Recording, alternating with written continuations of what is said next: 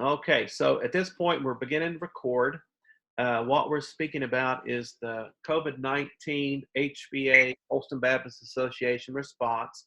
Most everybody on this call is from the Holston Baptist Association. However, there are some people on here that I've invited from other parts of the country that are interested in learning what we're doing.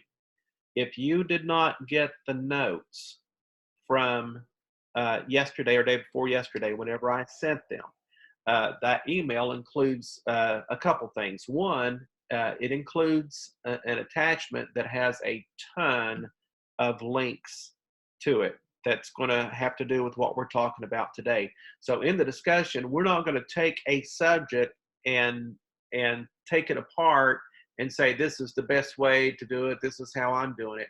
What we're wanting to do with this meeting is let it be a springboard for us to have additional discussions, maybe in this platform, or allowing you, if you're doing well at it or if you're not doing well at it, to connect with one another so that you can continue that discussion later. Okay, that's how we're going to do that.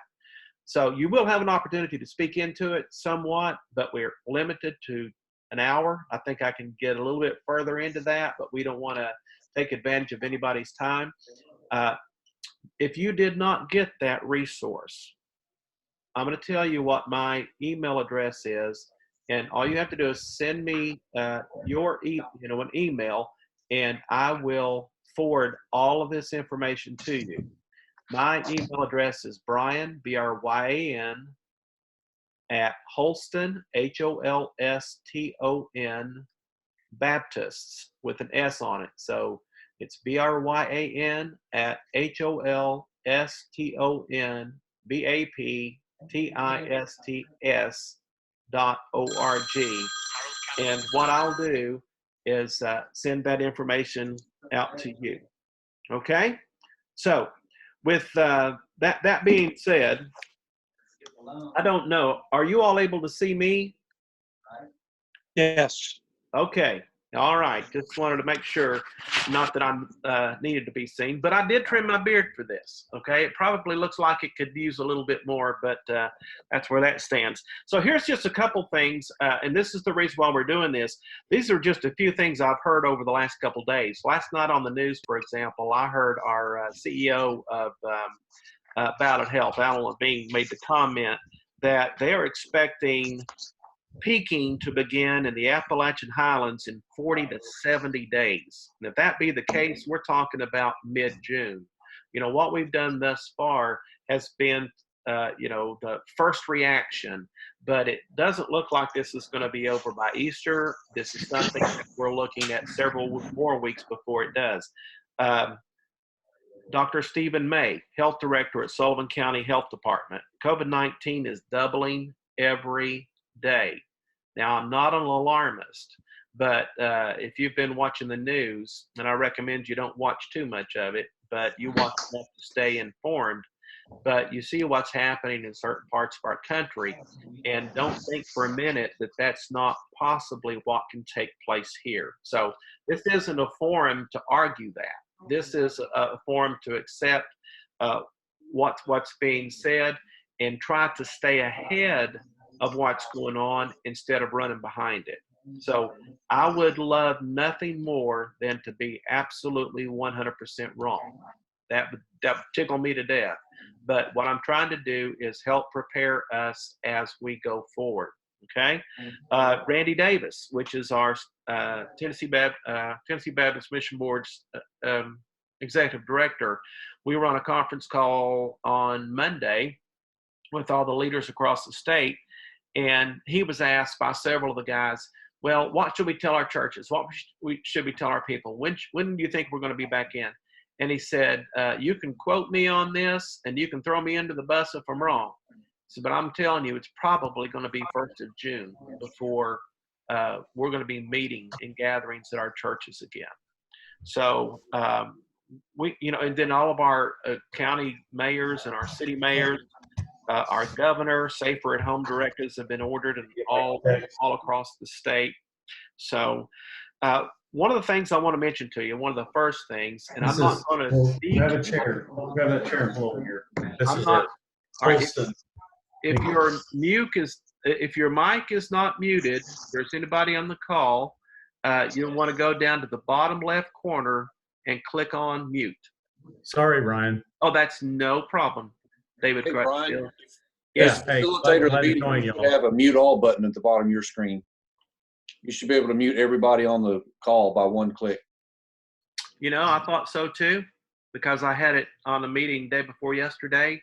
So apparently I have done something wrong. Brian, just click on participants and scroll down to the bottom of that, and it should allow you to mute all. There it is. Okay, there we go. Thank you.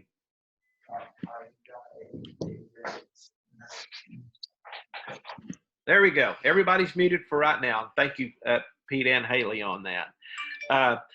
I'm not going to sit here and try to describe what the stimulus package from the federal government had to say, because it's 800 plus pages, and I, even if I did read it, I couldn't really explain it.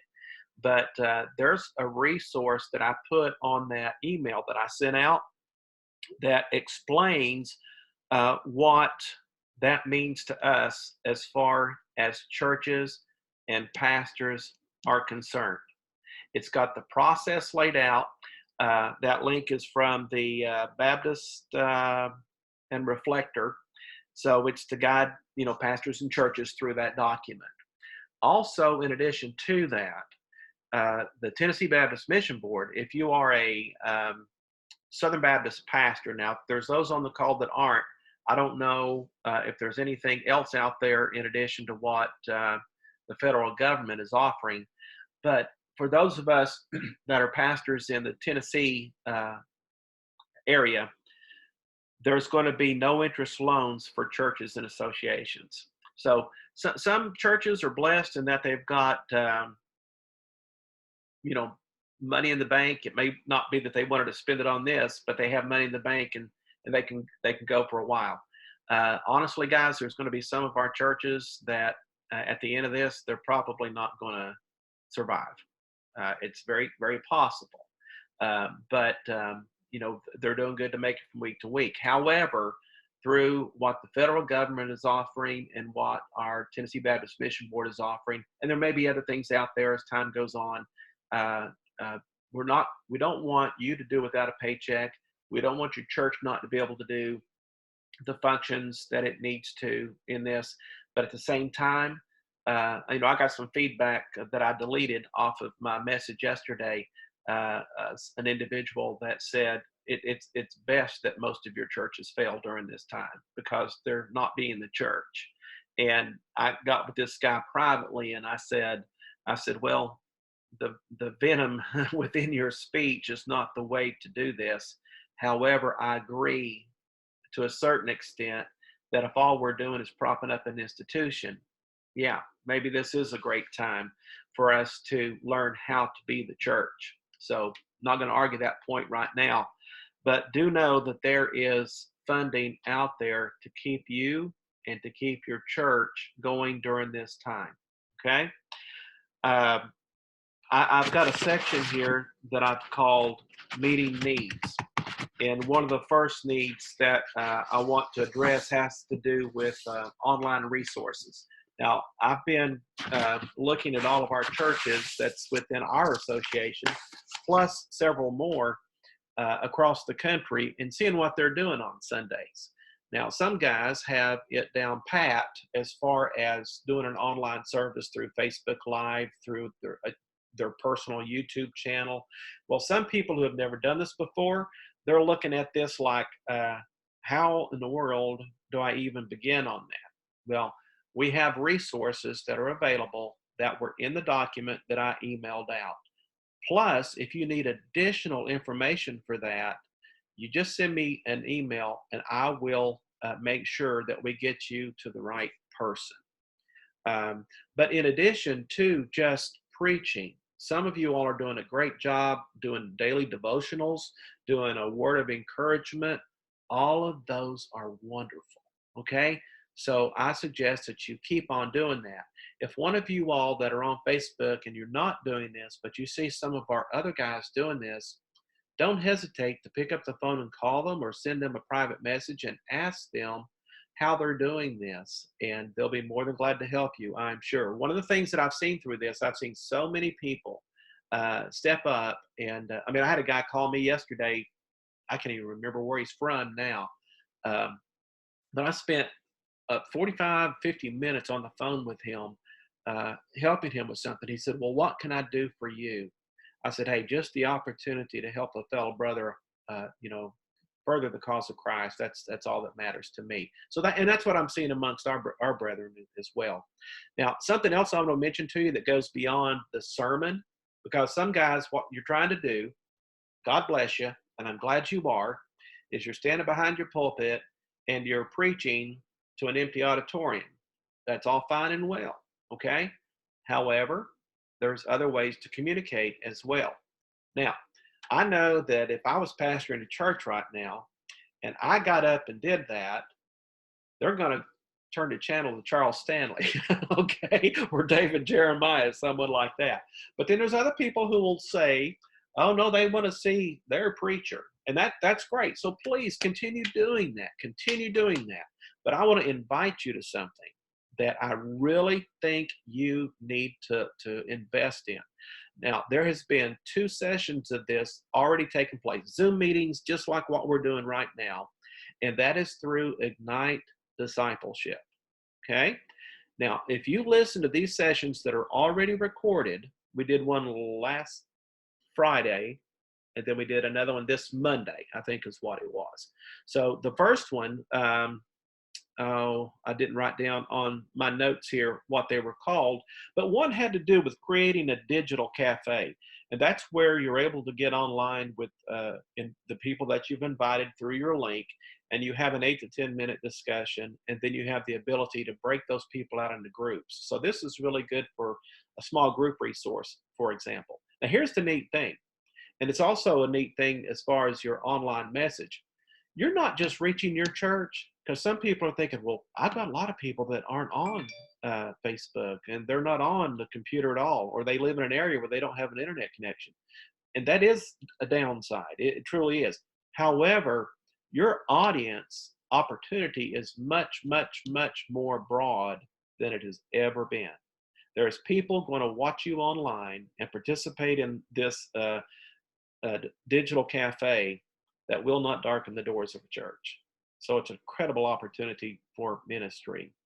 Another resource that I sent you, and again, I'm stressing of everything that I'm giving you, please participate in that. You've got the links, go in and click on them at your leisure, watch them, take notes, see how it's applicable to you, download the resources that are available on those links, and participate in the next meeting that we're going to have. I believe it's next Monday. So it'll tell you whenever you go to that website. Second thing that I sent you is conducting healthy online meetings. And it's sort of a tutorial that will help you. It just covers the basics. If that's all you want to get into it and you don't want to go any further, that's perfectly fine. But if you aren't the person in your church that is capable of doing this, hopefully there is some 14-year-old in the church that can come alongside of you and be your producer and help you do that. And I've seen that. I've seen that happen a lot, okay? I had my 12-year-old daughter the other day helping me, get set up on some of this. Another one is called pursuegod.org. Got some very well put together tools. This has been something since the church that founded this, since they were founded, has been using to get their message out to their small groups and everything. Right Now Media, some of you all are very familiar with them. If you were to go on Right Now Media today, the first thing that you're going to see is an opportunity for anybody that is not currently connected with Right Now Media. And for those of you that don't know what that is, that's basically the Christian Netflix. I'm not talking about just movies, although they do have that, but they have a filter where you can go by genre and decide what it is that you want to listen to. Small group resources, tons and tons and tons of them, videos from people from all over the world that's got, great small group resources.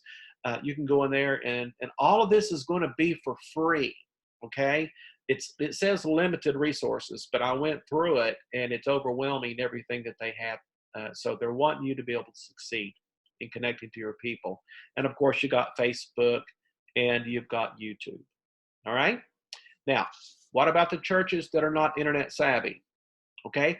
Or they're at Flag Pond over in Unicoi County, and they don't have internet connection. You're not going to be able to do anything with someone who cannot get connected, plain and simple. So what do? Just hope they make it through this? No, you're going to have to look at that another way. We're going to talk about that here in just a second. Okay, how we're going to be able to connect with those people that we cannot connect with online. Some of you all are doing drive-in churches. Again, that's wonderful. Even with the current, what are they calling it, where we're not able to, they want us to shelter at home. I don't know how that's going to affect those that are doing the drive-in churches. Haven't heard anything on that yet. Someone can speak to that in chat, or you can unmute yourself here in just a moment, and we'll talk through some of that. Ryan, I spoke with the representative in the state faith-based office yesterday about something else, and they're telling us that they're considering going to worship and back essential services. Oh, okay. Okay. And here's something that's very important. Thanks, Pete. Is the way they once did it and the way they're having to do it now is a little bit different. There was a lot of people doing the drive-in church, and people were getting out of their cars and congregating at their front bumpers. Okay, so that was sort of defeating the purpose. Since then, I've heard of one church that's doing this, has instructions written up as people pull in, that they're able to hand out to them and say, here's what you do. You go to you pull in, you stay in your car, you separate yourself from parking spaces, by one space, and keep your windows rolled up. I mean, they're pretty detailed on this. So there's a way for it to happen. If you want to know how to do that, gave you a link to one of our churches who's developed a tutorial. But there again, I'm suggesting don't let that be all that you do. Go back to this Ignite Discipleship, for example, and learn how to drill down a little bit more with your people. But if you're not doing anything but the drive-in church, by all means, please continue to do so. And University Parkway at one of our churches would be glad to do that. Now, I'm going to pause for just a second before I switch gears, and I'm going to look over here at the chat and see if there's anything that we need to cover on this subject. Let's see.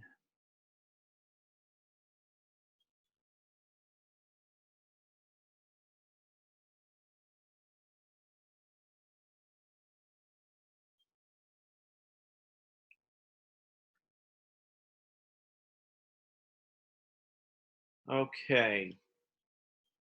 We're going to hold anything related to the comments for just a moment until we cover some of these other things. And we're going to use some of these comments, as part of our wrap up. The next thing I want to mention is your church. Okay. Let's talk about your church here for just a moment. And one of the first things I want to mention has to do with your budget. I said a moment ago that some of you all have some money in savings. You're going to be able to weather this. A lot of the churches don't have money in savings, or they have limited resources in savings. You may have money in a designated account. You may have $1 million in a cemetery fund that all you have to worry about is mowing it. There's all kinds of weird situations out there. But whenever it comes to giving, a lot of people, I've seen comments about, how can we do online giving? How can we get the word out?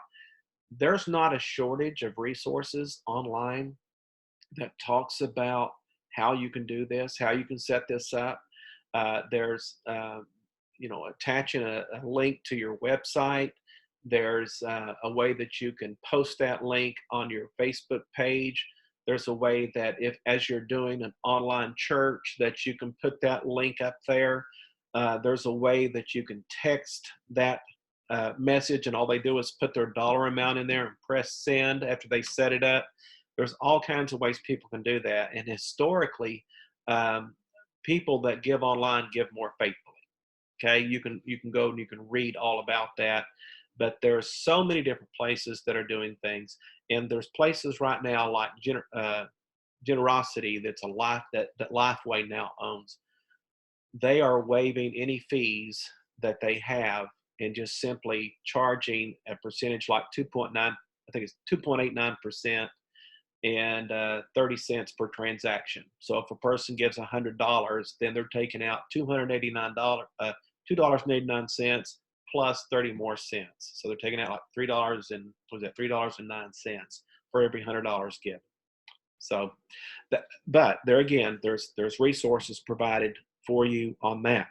Now, there's various ways for people to still be able to contribute. One of the things that I recommend, and I'll go into greater detail about it in a moment, is don't be afraid to ask. Now, there's a right way and a wrong way. This is where I got in trouble yesterday online when I mentioned this. Someone said, no, it's best that many of the churches fail. Now, that's another story altogether. But if you have not done this yet, something that you need to do, and if you're looking for a template to be able to draw from, send me an email and I'll make sure that I get it to you. Okay? But send a letter out from your church and tell them where you are currently. Okay? Find out what their needs are. Find out what the best way is to communicate with them. Tell them the various methods that you're using to communicate with them, okay? And give them an opportunity, multiple opportunities to give. Tell them about your online giving option if you've got it. Include, I know one church that is including an offering envelope or an envelope for their offering with the postage paid. So, we know many of you all want to make sure that your tithes are paid.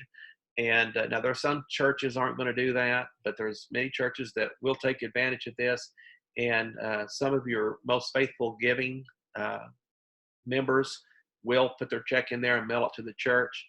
Tell them that as they're visiting you on your front porch, if that's the case, and they want to give that offering to someone, or if they want to drive by the church and drop it in a mailbox, a locked mailbox, or if there is someone at the church. I mean, there are multiple ways to be able to get there. You're likely going to take a hit. Just be aware of that. If you want this is solely up to you. I'm not going to push it on anybody. But I've seen a couple associations and conventions across the country record a message. And one in particular said, I want to talk to you about something your pastors may not feel comfortable talking to you about. And it has to do with giving to your local church. Now it is needed more than ever.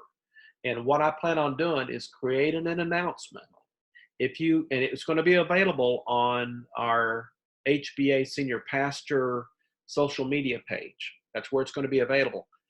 For those of you that don't have access to that, and you are a pastor in the Holston Association, send me an email, or actually just pull up HBA Senior Pastors. It's going to say it's a private group and ask to join it. And if you're a pastor, I'll go in under the administration portion and I'll hook you in.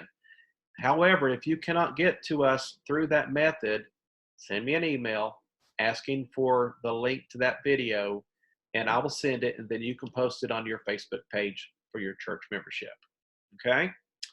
Now, going back to that communication for your church, I'm just going to hit a couple hot spots here. What your church is doing at this time is one thing. The second thing is how best to communicate their needs to the church. Third one is, and I think this is great, it's getting to be a little old school, but it's still a wonderful tool, and some of you guys are using it so good, and that's called One Call. If you don't know about One Call, go online, Google it, and you'll come up with their website. It's an inexpensive way for your church to stay in touch with your people. Now, here's one thing we do have. Not everybody has smartphones. Not everybody has internet connection. But here's what they do have. They have a telephone in their house, okay? Whether it's a landline or a cellular phone, doesn't matter. All they have to do is put their telephone number. They don't have to do it. Someone at the church can do it. Put in everybody's phone number, and then you can make the call. It can be a daily devotion. I know what a lot of churches have used it for in the past is just to report prayer needs, to make announcements about something that's coming up. But you can go in there and you can record a brief devotion, a thought of the day, pray, offer a prayer during that time. But check out one call. If you don't have it, and you may not need it down the road, but during this period of time, that would be a great tool to use. Now, another thing, but this is related to people with smartphones, is Flocknote. Flocknote is a way that you can send text messages out. Flocknote is not the only person out there that does this. As a matter of fact, I think OneCall may have a feature that allows you to do that with them. I think. I'm not sure. I'm saying I am not. I don't have all the answers. I'm just throwing out some ideas here. I'm going to give you all an opportunity here in a little bit to add to this. Okay. Next thing I want to mention is your community. Now, your community, as never before, okay, is your mission field. You may not have anybody around you. We're talking about the neighborhood in which your church is, that you can go to your church. And that's just the way it is. I mean, I drive by probably 40 steeples, okay, before I go to the church that I attend. That's just the way it is. Going to the church in your neighborhood isn't necessarily the people that we have sitting in our pews or our chairs. But your community is most definitely your neighborhood, and they need you now more than ever. In the past, they probably couldn't even tell you the name of your church, or they didn't know who the pastor was or what goes on in there, okay? But you need to be the salt and light. You need to be the city on the hill. This is your opportunity. And you don't need to recreate the wheel. This isn't a good time to start a food bank. This isn't a good time to start a clothing closet necessarily. Not that I'm against that, but there's already those out there that you can come alongside of, and you can help create that. Get involved with Second Harvest Food Bank. Get involved with Good Samaritan Ministries. Get involved with all these different programs that are already there. You need to get your people involved in opportunities to ministry, because not only do they need to minister or have someone minister to them, they need to be doing ministry as well. They also need to be the hands and feet of Jesus during this time. Now, yourself and family. I'm almost finished here. Yourself and family. First and foremost, take care of yourself and those closest to you. And I'm saying this because I'm the pot calling the kettle black. I will run myself ragged. I don't know how many hours. I told my wife the other day, I said, I have worked harder since all this has been going on than I would have otherwise. And, they told us not to come in the office. That doesn't mean that we're not supposed to be working. I've worked harder doing this than I have in revitalizing and replanting churches. So take care of yourself and those closest to you. Take time to get into God's word, please. Take time to get not to give it to somebody else, but you need to get into God's word yourself. And some of you all are, I'm sure. Maybe most of you all. Maybe all of you are. I don't know. But if you're not, you need to get into God's word. You also need to be spending time with him in quietness. Okay? This is a good time to pray.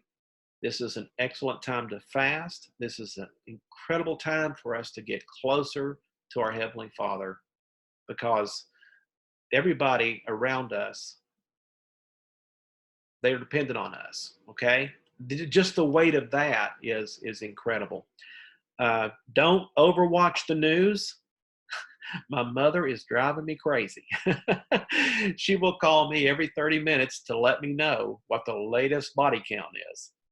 We can overwatch the news. There's not going to be a whole lot change between what happens this morning and what happens this evening. So if you were to get glimpse of what's going on by watching your local news or reading your newspaper, fine. Don't then leave it alone. Maybe catch up on it that evening, but just don't stand there or sit there like I have been, and I've since broke myself. But every time I get an alert pop up, I'm going to read it. It comes from Italy, or it comes from China, it comes from South Korea, it comes from, New Orleans, wherever. But I've set my phone down, and that's what you need to do as well.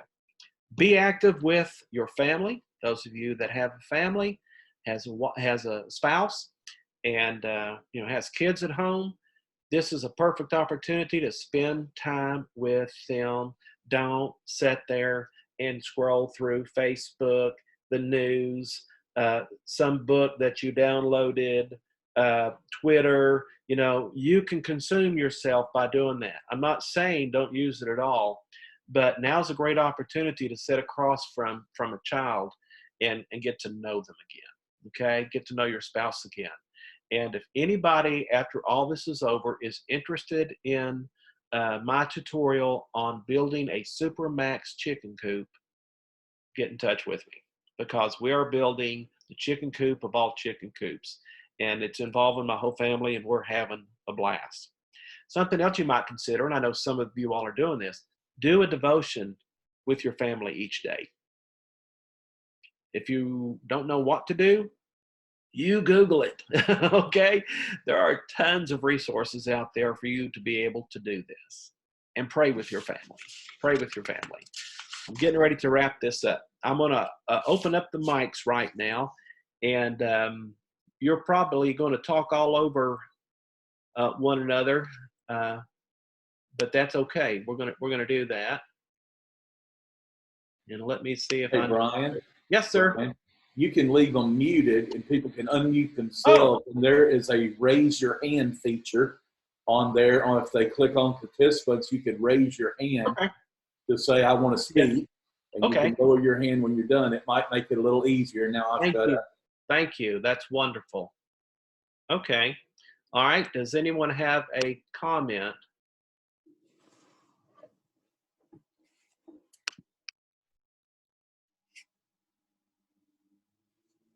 I'm scrolling through here. So I saw a hand. I see that hand. All right, but the hand disappeared. Hey, Pete. I posted it on the chat side. I did talk with the legal department at the state Baptist board about the regulations attached to the stimulus money. And they're saying they're writing those on the fly, and there may be some regulations attached to those 2 weeks from now. We're getting a lot of pressure from our banks to go ahead and start the ball rolling. Everybody just needs to be watching for any regulations. Remember, in the last 20 years, we've had that moment where the Supreme Court ruled that if you took Pell Grant money as a Christian college, you were subject to rules related to some other institutions. I'm just saying we need to be careful. I'm not saying don't do it. I'm saying we need to see those regulations first. Okay. And one of the links that I sent you is from an organization, a Christian organization, that will file all this for you. Now, it's your choice. You can use it or do it on your own, but you're going to start to see those type of things pop up. Okay.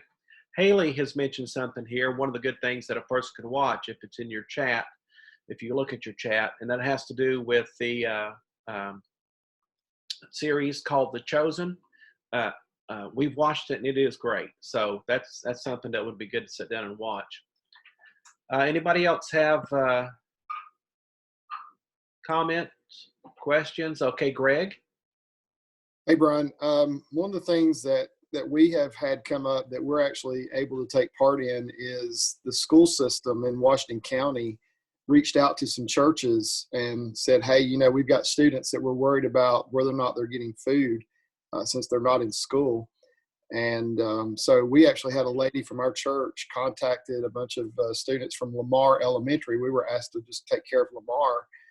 And one of the things that we discovered, they gave us a list of students that they thought might be at risk there. And I think she made 28 phone calls, something like that. And one of the things we discovered was most of them needed school supplies more than so we're actually trying to meet some of those needs this week. And actually been able to reach out to a lot of families that we have never had contact with before, which they're probably about 7 or 8 miles from us. But, that's an option. You might want to check with the Washington County Board of Education and see if they've got some schools that nobody has covered yet. Okay. And for those of you that are in Washington County, of course, follow what Greg did. But for those of you that are in Unicoi or Sullivan or Greene or whatever county that you happen to be in that's on this call, pick up the phone and give them a call. Excellent opportunity for you to minister.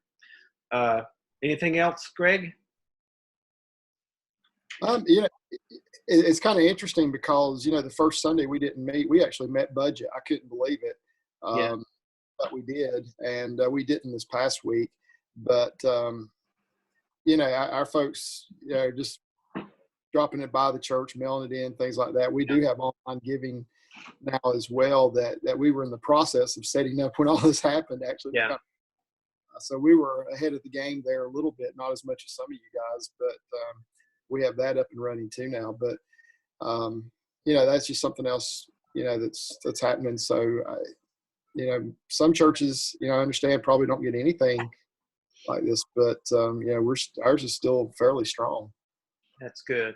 That's good. And some will. I mean, I believe we're going to see some things here that we may not be anticipating. Some may, but I believe we're going to see the church rise to the occasion, and the people in our church rise to the occasion. I really do. We have Rich Murray that's going to speak here in just a moment. I bet I know why, and I think it's a great idea. So go ahead, Rich. Well, I don't know if it's a great idea. It's something that I'm praying about. A couple of things transpired that have kind of brought it to my attention. Greg Burton had posted something about the needs that we're going to face following this. Obviously, we kind of see what's going on now, but I then heard the governor last night talk about the suicide rates already climbing. They had 8 suicides in Knox County in one day. Many of you guys know Jim Cameron. Pastor Jim called me yesterday, and he just said, I want you to pray about something.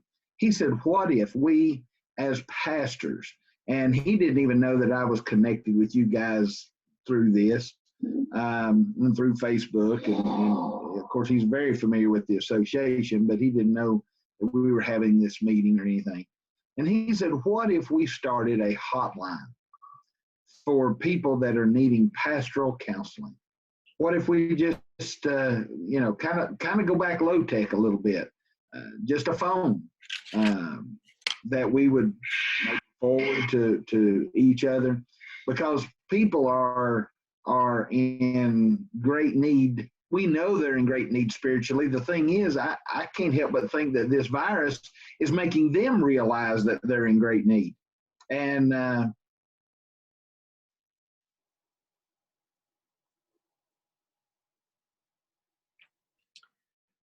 think he's froze up on us there. But I think what Rich is saying is something that is definitely needed.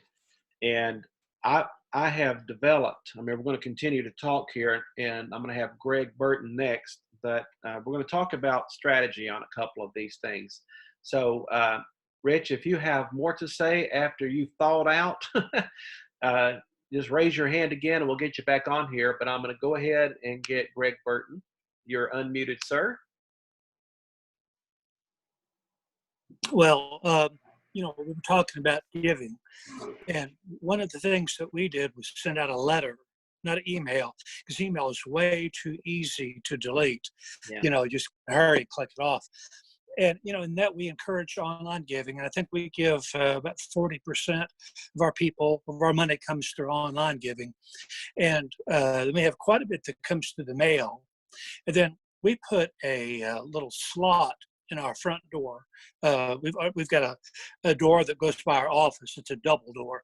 And on half of that double door, we put a little brass mail slot, the retrieval box, inside.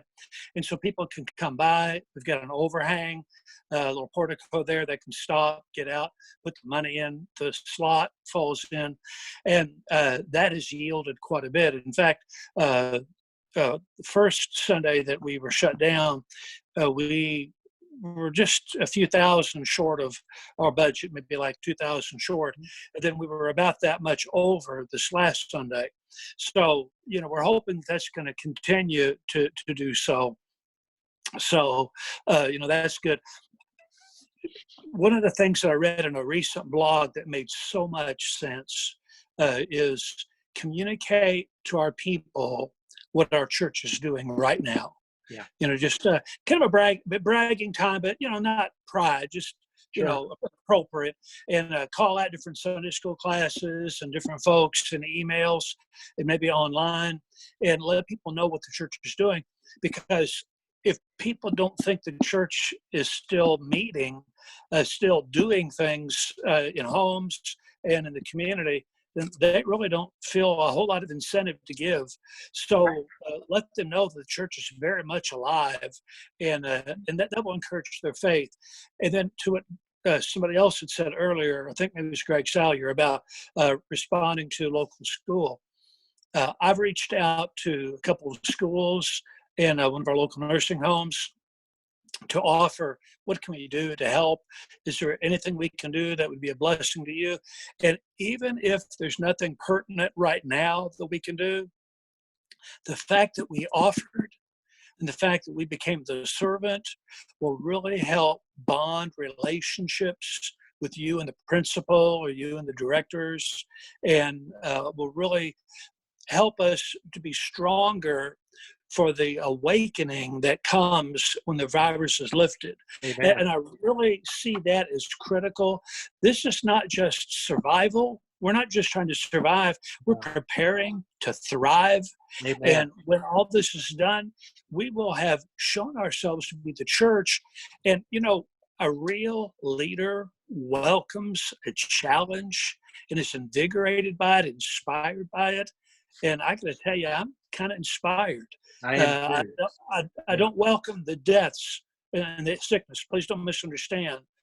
But I want to stand up and stand in that hedge and be in the gap for our community.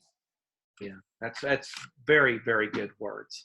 And something else, Brother Greg, is it's the perfect time to mobilize our membership. Yeah, we need to be giving them something to do. They may think, the more time you have to think, the more time you have to think about yourself. But if we can give them ways, like whenever you send a letter out, I know what some of our guys have done is they have included a membership roll. Now, if you're a small church, that's not hard to do. It's on one page or a page and a half or 2 pages. But some churches, that could be, a whole ream of paper. But, give them things to do. Say, here's 3 things I want you to do this week. I want you to call 5 people on this list each day and check on them, see what their needs are, how they're doing, blah, blah, blah. Call your local school in your area, find out if there's any needs. Just look for ways. If you're on social media, place a post on there thanking our people that are on the front line. Just different things like that. Help them. And if you've got people in your family or people in your neighborhood or people who are friends of friends that are on the front line, that's in nursing, for example, reach out to them, send them a note, just tell them that you're praying for them. Tell them that, you're praying a hedge of protection around them. And you know what I'm saying? So that's good. Thank you, Greg. Anything else? No, we're good. Okay. Rich, do you need to speak into a little more of that? Well, Uh-oh. there, let's try that. Okay. Yes, I'll say a little more. I guess that's kind of the disadvantages of living way out in the country. But I don't know at what point I dropped out there. But this thought, like I say, I don't have any great details or any great plan for it. Here's what I do know. that if we were to open up some sort of pastoral counseling hotline, I know several of us, it wouldn't just be senior pastors. I've got 3 other guys, no, excuse me, I've got 4 other guys on staff that are ordained pastors. I've got 4 others in my congregation that are ordained pastors that said, hey, I would be on call. I would man this phone. Now, I don't imagine, at least not initially, that this would be, call after call after call, but it would be where folks could just call and say, hey, I need to talk to somebody about what's going on with this. I've lost my job. My wife's leaving me. I was watching Dr. Phil the other day. Don't judge me for that. But there was some a couple on there that had been married 42 years and being put in the house together. They're talking about divorce. And, we're going to be seeing those type of things. And people's going to be looking not so much for clinical counseling, but for somebody to reach out to. People that, they may not want to come directly to Mountain View Baptist Church or to Southwestern or to New Victory or to Southside, and I'll go on name all of your churches, but just to know that they could reach a pastor. And I'm not talking about this thing being perpetual, maybe for 6 months until things kind of level out. It is actually something that would be a kingdom focus rather than a local church focus. But at the same time, I see it causing our churches to be united even greater than we are now. I could see it causing growth in our local churches and revival. And so, as I'm praying about it, I think a lot of my answer to prayer is going to be whether God stirs your hearts about it. If it dies on the vine, then I'm going to say, well, so be it. But, it has really intrigued me when I think about the spiritual, mental, financial struggles that people are already facing, but how much worse that's going to get. And we talk back about the opportunities. My goodness, I'm like Greg Burton said, opportunities. I can't wrap my arms around everything that I see as an opportunity out of this. I'm not saying it's a good thing, but just like he told Joseph, or like Joseph told his brothers, what is a bad thing, God uses it for good. And so I believe God's going to get glory out of this thing. Yeah, I believe so. Well, thank you so much. We're about 2 minutes from the end. We can actually go a little over time. I appreciate the comments that you all are putting in the chat. If you want to stay on for just another minute, if you have to leave, by all means, jump off. But we've talked about a lot of things, but I'm going to talk about 3 quick things, 3 strategies that we need to develop. Okay. Now, if there's more, please send me an email. We'll talk about it. But just taking what Rich is saying, for example, we need to develop a strategy for this. Okay. He's talked about several things. He's talked about Jim Cameron. He's talked about the guys that are in his congregation that, would be capable of doing this. So we need a strategy to meet the mental and physical needs of our pastors and church leaders who are struggling. Okay. Now I'm going to send you all these notes. Okay. I'm going to send these notes out. If you will send me an email saying, hey, send me the notes about what we talked about today, I'm going to send them out to you. But Rich, I would like to ask you and Jim Cameron, if you all will put your heads together and start working on this. As far as setting up a telephone line, we could call whoever your phone carrier is and say, hey, I want to add another line. It's going to cost you probably $25, $30 to add another line. And then whoever it is that's on call needs to have that telephone. So, but I'm going to let you all work on that. One of the things that we absolutely positively have to do, and it could be that somebody's already done it and I'm just out of the loop, but we need a comprehensive prayer strategy. We definitely need to be praying. I know a lot of people are, but corporately, we need to be praying. This is something online that we can do. If we had someone that would take up the gauntlet on this, and help us to develop the tools that we need and get them out in the hand. And I've done this before. I just don't have time to do this now. Okay. But you're able to get a group praying specifically at specific times over specific things. So if there is anyone on this call right now that feels led and you're not 100% sure what to do, I'll help you. I just can't do it. Or if you feel confident in putting together a prayer strategy that we can take online, please send me an email and let me know. Thirdly and lastly, we need a strategy for churches that are unable to connect with their members due to inability to access online resources. So if they don't have the internet or they're not learned enough to do this, we need someone to lead this effort, and anybody that has suggestions on how we can best meet the needs of our people, feel free to flood my inbox, and I'll make sure that we keep all this going. A lot of you guys are tremendously smarter than I am, especially about this technology. I appreciate your input today and helping me figure out what it is that I'm doing.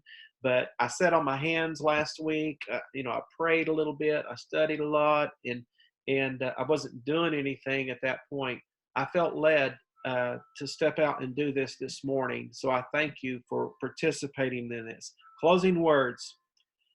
Please see it for what it should be. Okay? An incredible opportunity for us to be the church of the living God. And I'm like what Brother Greg said. I am so excited to get to be used as the hands and feet of Jesus during this time.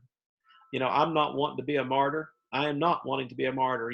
We've heard these doctors and these nurses, these frontline people talk. They're coming from all over the country to go to New York City. They didn't come up there to die. They come up there to save lives. But if it takes their life to save lives, they're willing to do it. The church should be that way. So we don't know what we're going to face. It just doesn't look good. So let's be as equipped as we possibly can. Accept the reality that not every church is going to survive this. Okay? But accept the fact that God is in control. All right? Thank you, guys. I'm going to let you go. As we go forward, we're going to continue to seek out, effective ways to communicate, get our words out. Don't see any more hands raised, and we are at 11:03. So I'm going to go ahead and end this meeting. If you want to talk with me, text me, call me, email me, and we'll continue the conversation. If we decide we're going to do this again, we'll send an invitation out. Okay? Thank you, guys. Take care. Bye.